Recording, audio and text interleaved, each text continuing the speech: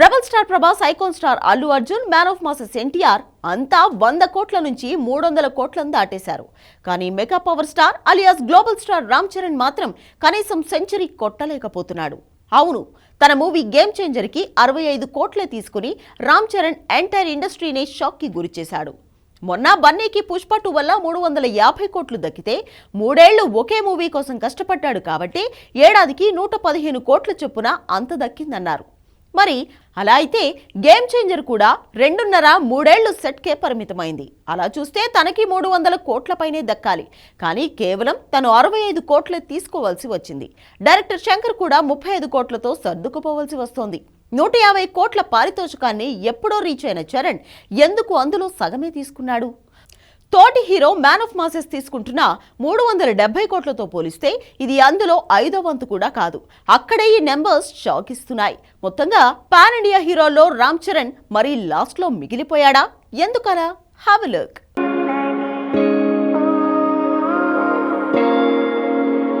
Kollywood living legend Shankar making లో రామ్ చరణ్ చేసిన movie game changer. Trailer already వచ్చింది, యూట్యూబ్ని కుదిప్పేస్తోంది. టీజర్ని రివర్స్లో షాక్ ఇస్తోంది. టీజర్ పేలలేదు, పాటలు అస్సలు తూటాలు కాదనే కామెంట్లు ఆగలేదు. కట్ చేస్తే ట్రైలర్కి టాక్ ఎక్కిస్తోంది. రాజమౌళి చేతుల మహత్యమో లేదంటే ఎన్టీఆర్, మహేష్ బాబు ప్రస్తావన, మొత్తానికి కారణాలు ఏవైనా సడన్గా గేమ్ చేంజర్ మీద హైప్ పెరిగింది. సింగిల్ ట్రైలర్తో అలా కలిసి వస్తోంది. ఇదంతా ఓకే, కానీ రామ్ చరణ్ రెమ్యునరేషన్ పరిస్థితి ఏమిటి? అదే ఇండస్ట్రీలో హాట్ టాపిక్ అయింది. RRRకి 80 లక్షలు తీసుకున్న చరణ్ బుచ్చిబాబు మూవీ పెద్దికి 150 కోట్ల నుంచి 200 కోట్లు తీసుకుంటున్నాడు. అలాంటి తను గేమ్ చేంజర్కి 65 కోట్లే తీసుకున్నాడు.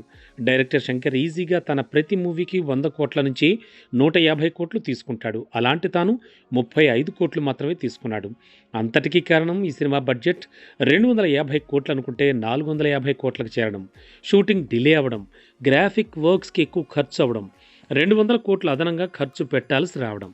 అందుకే నిర్మాతను కాపాడేందుకు 65 కోట్లు తీసుకున్నట్ట చరణ్. నిజానికి ఎన్టీఆర్ 370 కోట్ల రెమ్యునరేషన్లో 65 కోట్ల 5వ వంతు కూడా కాదు.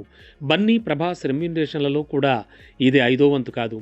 అంతా 100, 200 కోట్లు, 300 కోట్లు తీసుకుంటుంటే చరణ్ మాత్రం 65 కోట్లతో సరిపెట్టుకోవాల్సి వస్తోంది. అయితే తెలంగాణ రైట్స్తో పాటు కర్ణాటక రైట్స్ని రామ్ చరణ్కి రాసిచ్చాట దిల్ రాజు.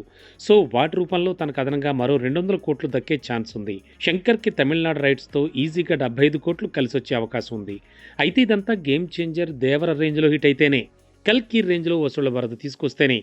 అలా జరగకపోతే దిల్ రాజు సేఫ్ అవ్వాలని ఇలా హీరో, దర్శకుడు తక్కువ పారితోషికంతో సరిపెట్టుకున్నారని తెలుస్తోంది. అంటే గేమ్ చేంజర్ మీద వాళ్ళకి నమ్మకం లేదా అంటే కాన్ఫిడెన్స్ ఉంటే ఉండొచ్చు, కానీ హిట్ అయితే అందరికీ లాభం. అలా కాకపోతే నిర్మాత సేవ్ అయ్యేలా ప్లానింగ్ ఉండాలి కాబట్టే ఇలా చేశారట.